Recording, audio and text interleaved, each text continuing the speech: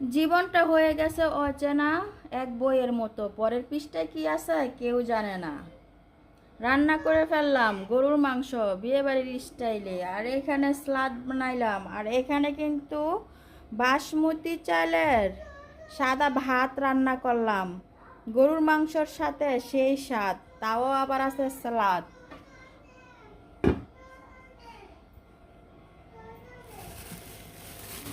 আর বাজার থেকে কিন্তু এখানে আঙ্গুর নিয়ে আসছিল, আঙ্গুরগুলো কিন্তু প্যাকেটেই ছিল।